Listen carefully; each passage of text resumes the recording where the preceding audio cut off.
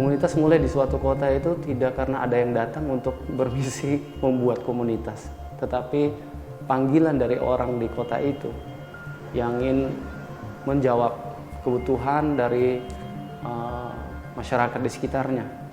Nah, komunitas lahir dari ingin memberikan jawaban, bantuan kepada masyarakat, orang-orang yang membutuhkan. Salah satu mimpi komunitas San Egidio adalah untuk mewujudkan damai. Dan kita percaya bahwa dari anak-anak lah kita bisa mulai menanamkan nilai-nilai damai, sehingga itu akan mereka bawa hingga mereka dewasa. Jadi di Sekolah Damai kita menanamkan nilai-nilai damai, mengajarkan bagaimana saling menghargai dalam keberagaman. Karena apalagi di Indonesia ya, kita lihat kita semua tinggal dalam keberagaman, dan disitulah bisa melihat bagaimana pentingnya untuk anak-anak mendalami dan memahami nilai-nilai ini. Mantap ya Bu. Makan biar tambah gendut lagi. Karena yang namanya kita hidup di dunia kan harusnya saling merangkul, nggak peduli kamu dari mana, kamu apa, kita harus sama-sama, ya itulah, itu teman kita, itu sahabat kita, sama-sama makan nasi kok, sama-sama hidup di satu bumi kayak gini gitu loh. Maksudnya saya sangat setuju dengan kegiatan ini karena benar-benar bisa belajar, dan kita bisa belajar dari mereka juga.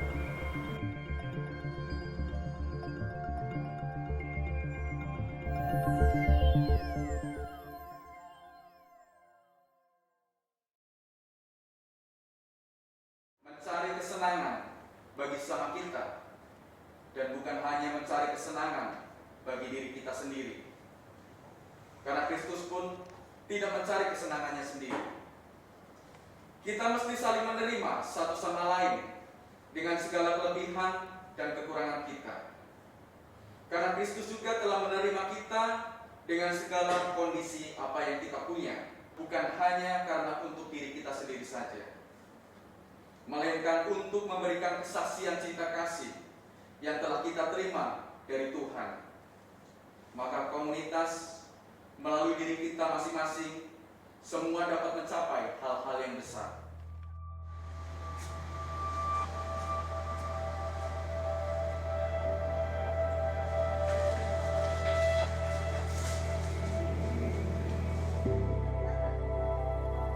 Komunitas San Egidio di Indonesia dan di Jakarta khususnya, kita melakukan beberapa kegiatan. Yang utama bagi komunitas San Egidio adalah, berhubung kami adalah komunitas lahir dari gereja Katolik, dan tentunya doa menjadi salah satu yang sangat penting bagi kehidupan kami.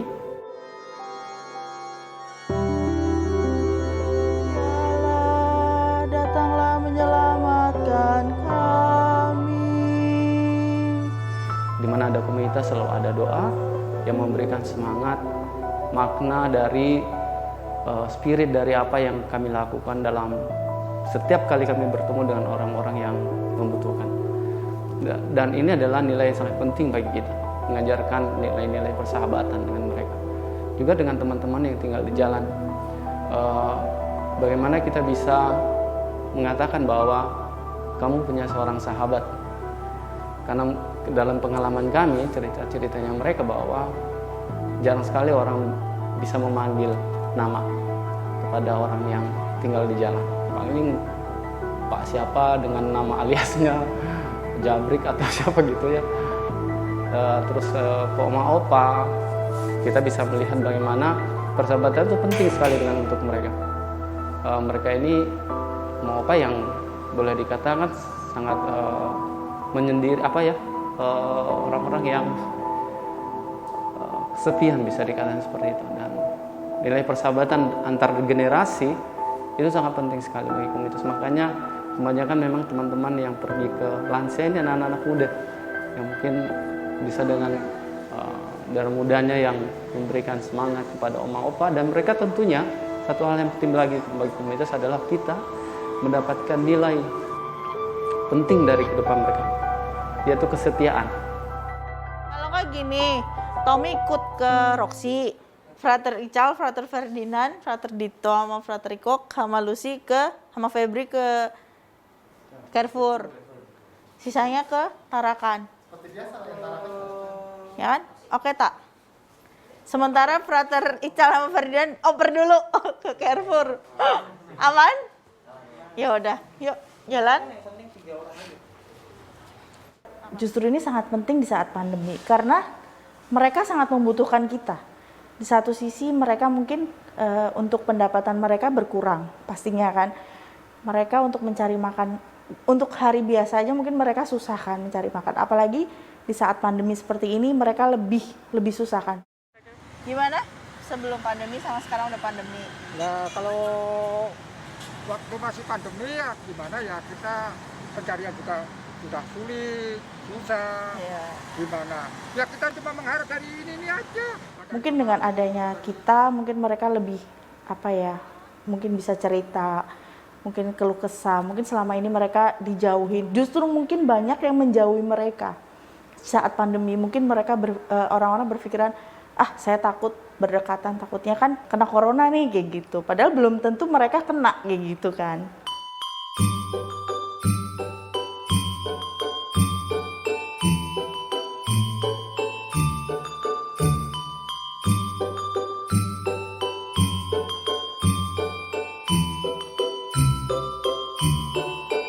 Jadi semua sih, kita tidak membedakan agama, suku, ras, tidak, semua sama. Kalau memang dia ada di jalan dan daerah yang kita suka layanin, ya kita akan kasih. Kita mungkin mereka baru, kita akan tanya. Mungkin pendekatan orang baru itu agak susah ya, karena mungkin takut nanti kenapa kayak gitu. Iya, betul sekali, pendekatan itu sangat penting karena memang mungkin mereka berpikiran saya kenapa nih, nanti kok takutnya diapa-apain, takutnya dimanfaatkan atau apa gitu. Mereka juga ada ketakutan seperti itu.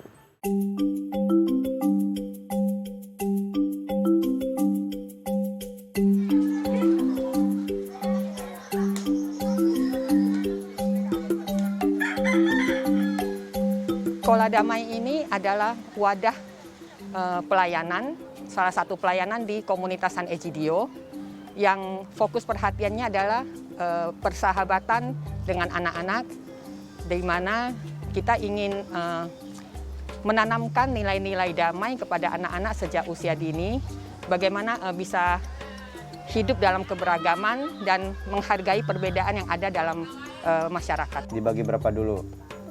Dibagi 2 jadinya 12, ya benar. Nah 12 lagi dibagi berapa lagi?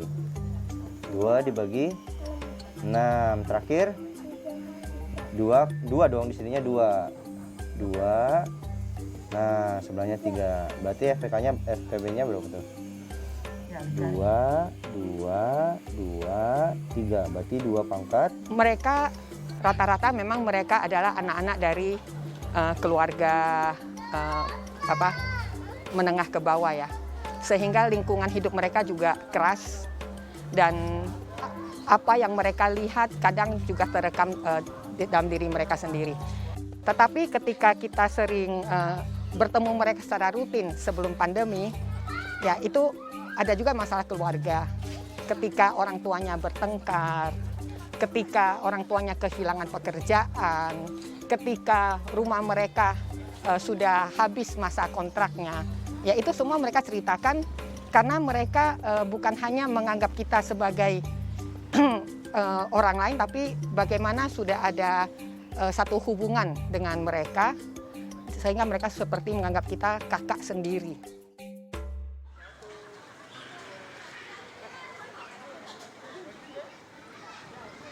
Nah, ketika pandemi di mana terjadi pembatasan, terjadi lockdown untuk saling berinteraksi, ya kami sempat boleh dikatakan vakum ya ketemu mereka. Dan akhirnya kita mencari berbagai cara bagaimana tetap berhubungan dengan mereka. Dan itulah tadi akhirnya kita berkunjung ke rumah mereka dan mereka juga ada yang suka bertanya pelajaran. Ya kita berusaha sih Mas bagaimana memenuhi kebutuhan yang mereka butuhkan. Ruko ini punyanya Keuskupan Agung Jakarta. Jadi ini bangunan ini sebelumnya kosong 5 tahun. dan sudah nggak ditempati, terus akhirnya diserahin ke kita, direnovasi, dan akhirnya layak seperti ini, Mas. Nah, jadi di sini ada meja-meja. Kalau sebelum pandemi itu ada 6 meja. Terus di sini ada freezer. Biasanya dulu awal-awal itu ada minuman. Jadi di sini buat simpen minuman untuk dibagikan, ditaruh di meja-meja. Mensa atau kantin gratis ini menjadi tanda harapan bagi mereka, khususnya di masa pandemi ini. Dengan mereka yang kadang terkena PHK, mereka yang pendapatannya berkurang, khususnya para sahabat pemulung. Dulu awal-awal itu mereka benar-benar tidak bisa memulung di komplek-komplek karena semua komplek atau gang-gang itu kan ditutup, tidak boleh warga-warga lain datang. Sabar ya. Adanya Mensa walaupun seminggu sekali dibuka, tetapi ini setidaknya membantu di satu hari kehidupan mereka itu untuk mendapatkan berkah. Jadi Mensa menjadi tanda harapan buat mereka. Semua kita handle sendiri awal-awal. Jadi kita masak di sini. Ini ada dapur basah kering ya, di sini masaknya. Terus ada piring-piring. Dulu kita cuci sendiri. Waktu jumlahnya di bawah 100. Tapi semenjak jumlahnya di atas 100, kita mencari donasi. Nah, makanan yang tadi kita masak di dapur, lalu kita akan diturunkan pakai ini agar memudahkan. Kalau naik tangga itu cenderung kecelakaannya resikonya lebih tinggi. Sebelum pandemi dan mereka saat datang ke sini itu jumlahnya kurang lebih di kisaran 100 sampai 150 orang. Tetapi selama pandemi ini jumlahnya meningkat menjadi 350 keluarga yang kita bagi. 350 orang dengan 250 keluarga. Memang pandemi ini membuat kita menjadi lebih kreatif. Kalau tidak, otomatis di awal pandemi memang semua merasa ketakutan. Mau melayani itu seperti apa, datang ke sini tidak memungkinkan karena kan harus ada protokol, harus menjaga jarak. Jadi ya inilah buah dari pandemi, tetapi kita ini menjadi lebih kreatif.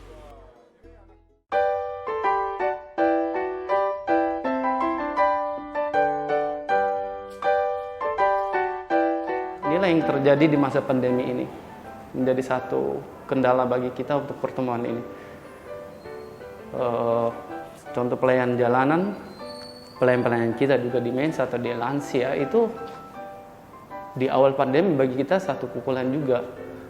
Bagaimana peraturan-peraturan yang ada itu memaksa kita untuk mengambil jarak kepada mereka.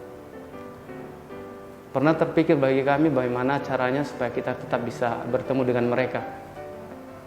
Tapi yang penting bagi kita adalah pasti ada jalan untuk bisa bertemu dengan mereka.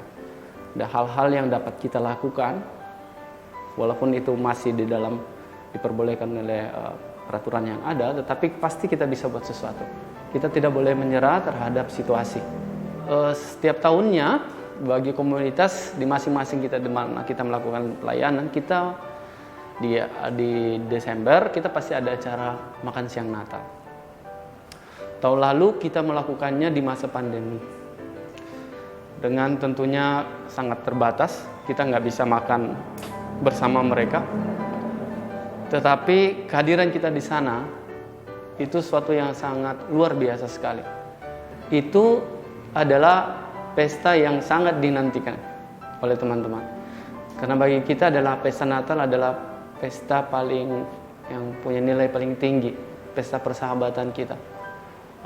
Kita sebut itu bagaimana Natal itu adalah satu pesta tentang satu pengharapan, kehadiran satu pengharapan dalam hidup kita yang tentunya kita percaya bahwa kehadiran kita bersama kita mampu menciptakan satu kebahagiaan.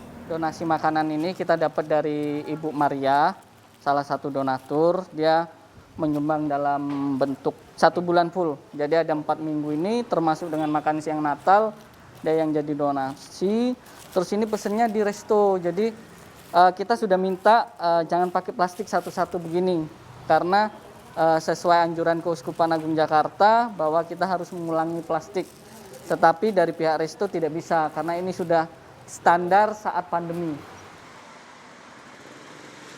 Jadi semua boleh hadir, semua boleh datang selagi makanan yang ada ini masih ada, kita bagi pasti. Tidak mungkin kita ada makanan terus kita simpan, tidak pernah seperti itu. Benar, setiap minggu itu pasti dinantikan. Bahkan ada yang seperti hari ini itu datang dari jam 3 tadi. Padahal kita baru buka jam setengah 5. Mereka menunggu dari jam 3 sampai setengah 5 itu kan membutuhkan effort kalau menunggukan. Tetapi mereka walaupun mungkin hanya dapat 1 box atau 2 box, tetapi mereka rela. Apa yang menjadi nilai bagi komunitas adalah kita bukan kegiatan sosial. Kita memberi ini sebagai tanda persahabatan, tanda persaudaraan. Jadi makanan yang kita siapkan tentunya makanan yang terbaik yang bisa mereka bawa pulang. Karena mereka adalah anggota keluarga kita. Seperti itu. Dan ketika kita membagikan ini tentu ada interaksi.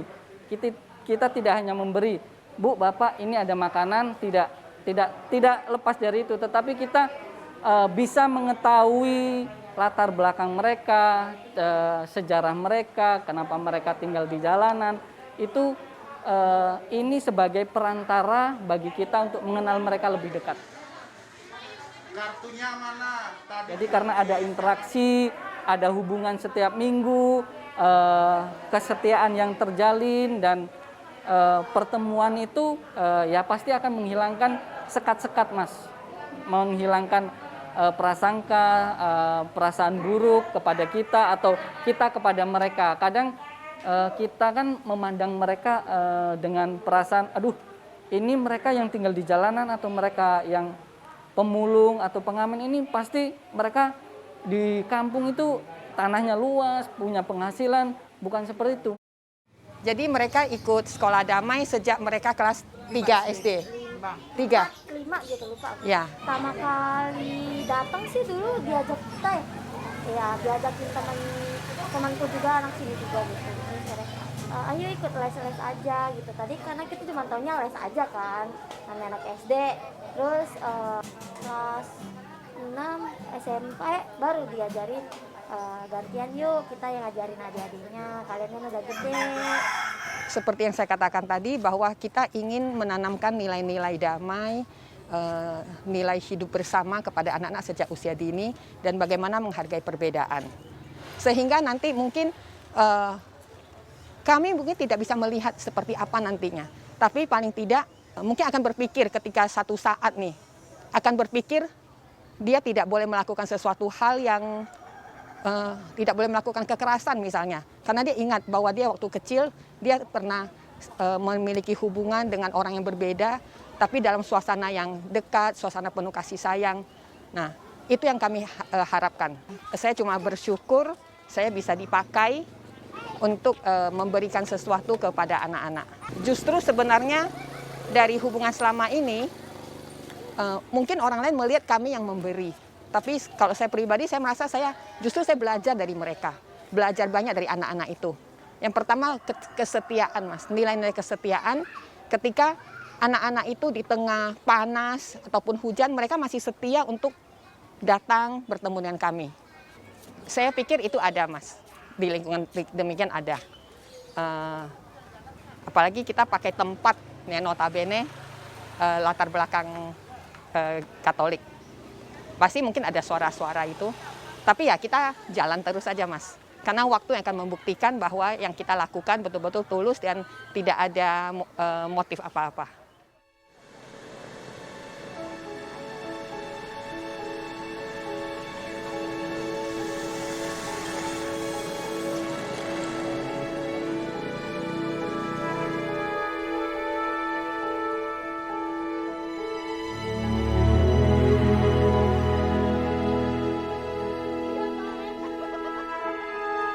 Perbedaannya sangat jauh ya. Kalau dulu kita kan bisa duduk lama, ngobrol, mereka cerita tentang keseharian mereka, bagaimana mereka saat ini, bagaimana ada mungkin ada yang punya anak-anaknya sakit atau apa.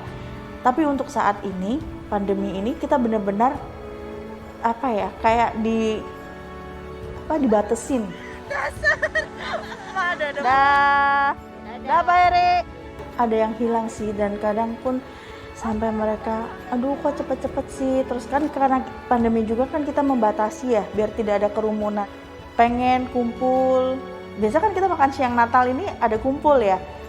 Ini dua kali ini nggak kumpul. Mereka udah nanya, Kak ada makan siang Natal nggak? Mereka merindukan suasana yang kumpul rame gitu. Mungkin ya itulah yang namanya keluarga kan, saat kumpul gitu. Walaupun mereka itu kan, kita sekarang bawa nasi ya, mereka bukan menilai dengan nasinya kok, tapi dengan kedatangan kita kok gitu. Mungkin dengan nasi mereka bisa beli, tapi karena dengan persahabatan ini kita bisa dekat, mereka bisa berkeluh kesah. Ya walaupun kita cuma sebagai pendengar, tapi saya bangga bisa membantu mereka walaupun saya menjadi pendengar saja. Dengan ini saya bangga.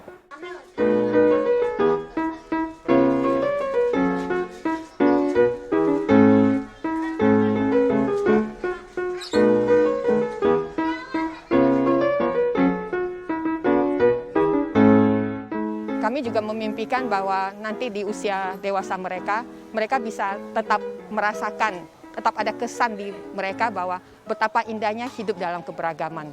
Sehingga ketika mereka mungkin ada yang mempengaruhi untuk berbuat hal-hal yang tidak baik gitu, mereka akan ingat bahwa mereka pernah mendapatkan kasih sayang dari justru orang-orang yang berbeda. Dan karena perbedaan itu sebenarnya bukan satu masalah, tapi justru merupakan satu keindahan. Hal yang ingin terus tetap kita bisa pegang dan lanjutkan adalah bagaimana rasa syukur kita masing-masing dari teman-teman komunitas atas segala sesuatu yang kita dapatkan secara gratis.